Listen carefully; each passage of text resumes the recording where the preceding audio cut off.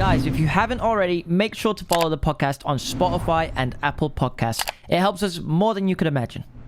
No, the house seems really cool. You've got like a massive garden. That's what I'm jealous about, because we live in like quite central. You don't really get the space out there. Do you like living, like, I want to say far out? Most people that are listening, he probably just lives in a normal area, right? But we're all so London based, so city based, that for us it's kind of like far out. But would you prefer to live central, or do you think being out Nah, I definitely prefer living like just outside on the outskirts. Yeah, I would like to live outside as well, like to be a garden. It can have like space, peace. You know? I think it's too, like, I'm from, like, I've lived in London my whole life, but now whenever I come back into London, everything seems like too much going on. Yeah, it just seems hectic. Yeah. But like I was used to that my whole life, but now I've been living out for about 2 years. Where did you live before? We're all from like northwest London, like Wembley.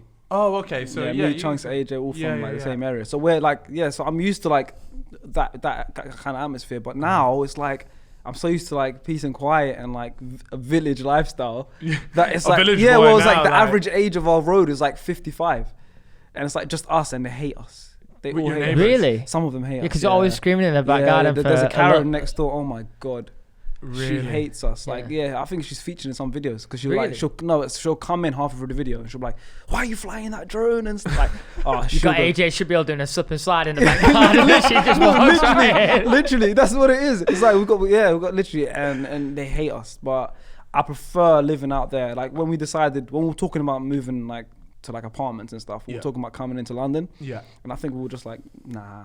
No, it's nice in the idea of it, but when it comes to it, like, because one of the big things is fans coming up. Do you guys get a lot of fans turning up to you guys? Because like all of us, we're we try to keep it like a little bit private. We don't show certain parts, you know, because we want to keep some sort of privacy. But to be perfectly honest, you guys just said fuck that. Like I've seen in Niko's videos, like he just shows the street and the entrance, and you have a full. Yeah, I'll be honest, Niko killed us. Like, really? Like at first when we moved in, like every house would get it. Of course, people come in, like a kid will find out it's our house. He'll tell his friends, and the local school. But it was all right. It was manageable. And then Niko made a video when he turned our house into a drive-through, a McDonald's drive-through. Yes, that's when I first saw it. And I thought, this guy's just showing the whole thing. Oh my God. So that was actually the first time that in my head, alarm bells were going off. But that actually fucked you guys. And that literally, after that, it went mad. Like people kept coming to our house. Obviously, because of the video, it was like lockdown as well. Yeah. He got a lot of like stick for it. Like journalists were outside the house and stuff. What? Damn, you lot got clear. Should you be doing this like during lockdown? And because that was when there was like genuine like national lockdown. Yeah. So obviously the journalists were the sun was there. And they were just waiting outside your house? They were waiting outside the house and just filming the house, and anyone who'd come out, like our editor James would walk out the house, would go home, and they're trying to get an interview out of him, or like something like that, or they're trying to get questions out of people. Like, what's going on? So you lot straight up got fucking like not paparazzi. There was because of Niko did a video.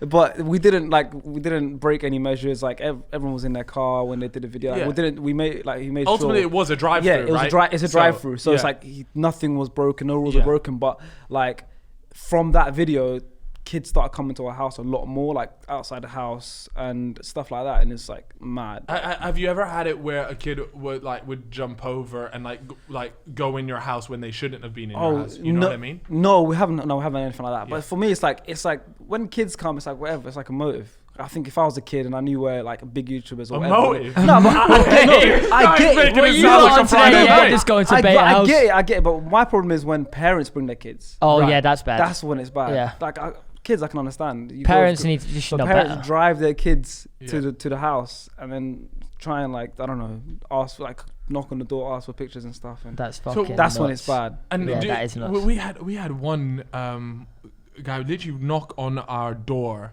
And this was at when it had the Halo Tower, or for some reason it was dubbed the Sidemen Tower, right? Oh yeah. But we were in there, and this someone knocks on our door. So they came into the apartment. They came through the security, up the lift, and onto our floor. How they knew our floor, I don't know, right? Anyways, they're knocking on it, and I open it up, and it's a parent and their kid, and I go, I instantly knew what the fuck was happening at this point. But I said, "Yep, how can I help you?" And in like broken English, they said they traveled from Qatar to London to come and get a photo. Now, I instantly knew there's no way you did that from me, and Harry's out, so I know you're pissed. But I was there. But at the same time, I would never take a photo at my own house. Yeah. Because I've always said, like, when I'm at home, that's my time to be peaceful. The moment I go outside, fine, you can come up to me, ask for photos. But if I'm in my own home, I feel like I should be. The guy came from Qatar, fella. I'm inviting him in for coffee and everything. I know he got money. Yeah, man, I'm about to be involved. You'll catch me at that F1 GP in Qatar. I'll be there. Hospitality. I'll be in the paddock with my new friend. Exactly. Yeah. You never know. Yeah, you could be rich as hell. Yeah, you kicked him to the floor. I'll be flying private from now on. Maybe that's why I'm still stuck here doing this fucking podcast with you. I should have taken a photo with the kid. Maybe. You never know where your life could be now, you know? Yeah, man. Oh, shit. I keep making the wrong decision in life. This is why you don't have a private cinema, bro. Yeah. Me and Shaki living differently. Yeah, I took a picture of that kid. We take pictures. I took a picture of that kid. That's why I'm there. You just gotta have a nose for money, man. Yeah, man. I fucked it, man. I hate doing this podcast too, bro. I was looking for an out. So to be fair, we can't leave London. I always dream about moving out of London. You know, getting into Henley. You know, somewhere. Henley. Yeah. Oh yeah, mate. I dream about living in Henley. Bro, it's a nice place. You know, I swear that's where all the Tories live. Get me out there with all the rich white people. Bro.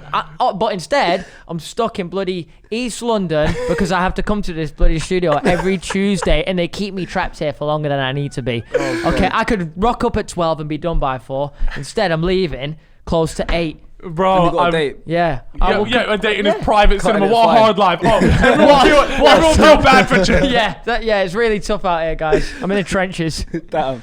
Oh my gosh. One day we should relocate the podcast to the outer edge. To the outer edge. But well, that's the thing. You know, we can do that. But you ain't gonna do it because he's buying his bloody house around here. So I'm stuck now. So thanks to Stereo for that, because this house is gonna look. I found nice. myself looking at houses recently on Rightmove, and it's gotten to the point where I'm now like, what area is Cal living in? Because that's where I'll have to go. It's true. You have to. I'm stuck now. It's like a silver tether. You can't stop. You started the podcast. Yeah, it's like I'm hanging out your arsehole. Bro, no, it's. Why have you said it like that? It was a figure of speech. Man, I don't think people use that. Picture in your head properly. No, oh god, man. Yeah, sorry. Anyway, welcome to the let's talk about podcast. Let's talk about something else. Thank you. Beta Squad. Yep. The squad. How'd you meet those guys? You probably got asked this a lot, but you mentioned you were all from, or a few of you guys were from Northwest. Yes. In Wembley Way. Yep. You guys know each other from school, or is it a coincidence? It seems it's coincidence, pure coincidence. Really? I met them all through YouTube. Damn. Yeah. But you all live just Northwest. It's weird. It's like I've told this story so many times. I feel bad because I was gonna say I know you've been rinsed for this, but it is a cool story. It's like I didn't know any of them. I randomly started YouTube one day because I was doing a football blog, whatever, on a website. Got bored of it, started YouTube. Wait, so you used to write football? Yeah, it wasn't successful, but me and my friends, that's interesting. we were writing blogs and stuff. And then I didn't really watch much of YouTube back then. And I remember I started watching Spencer Owen, and that was the time of the first Wembley Cup. So that's when I started proper getting into YouTube. So you weren't there for his FIFA player days? I remember seeing a bit of FIFA player, Copa 90 and stuff. I remember seeing my friends would share it, and I've seen a bit of I think Joe Weller's internet melts and stuff, and I knew who KSI was. Classic stuff, yeah. I knew who KSI was. I knew of the Sidemen, but I didn't know who everyone in the Sidemen was. Got you. I knew there was one other black guy in the Sidemen, which is Toby. Really? But back then, all I knew. Got in the cross No, back then all I knew about the Sidemen was KSI, one other black guy, and then all his other. So that's all I knew about YouTube, and that's it. Because I was playing football back then, for college and stuff. So started YouTube. And then literally after my first video, I'm promoting it and stuff on my Twitter. I had I was kind of like a football Twitter account back then. And then one of my friends that I knew on social media, I didn't really know him in person, but we just followed each other, retweeted Chunks' video. Yeah. And then Chunks had only had one video on his channel as well. So it was a pure coincidence. I had one video, he had one video. We both just started at the same time, didn't know each other. I DM'd Chunks because I recognized someone in his video. And then we just started talking. And then literally we then found out he lives 10 minutes away from me. We're the same age. We're both Somali. We both just started YouTube. It's just perfect. Bro, that's Chunks sick. and AJ worked together in the cinema. Oh, yeah. Of course. I remember that. So I met AJ through there. And then Niko I met on Omegle. So it's like, bro, wait, pull up. You said that so casual. How do you meet someone on Omegle like that? I thought that was just filled with guys jerking off. Niko was one of those guys. No, I'm joking. Let me see that face though. All right, pan out to the face. And it's just... You look like you've got potential on YouTube. No, it was one of those like YouTuber like Omegle sessions. You know when you type in a keyword? Yes. So it was one of those. What was the keyword? When I met Niko, you know, like you can go on Omegle and type in a keyword. What was the keyword? I can't remember who it was. Was it you? Was it another? I can't remember. It was like the small community when I was trying to get into the small community on YouTube, and then they tweeted something like, "Oh, everyone jump on Omegle," and then I came across Niko at that point. We just started talking, and then we met at Insomnia.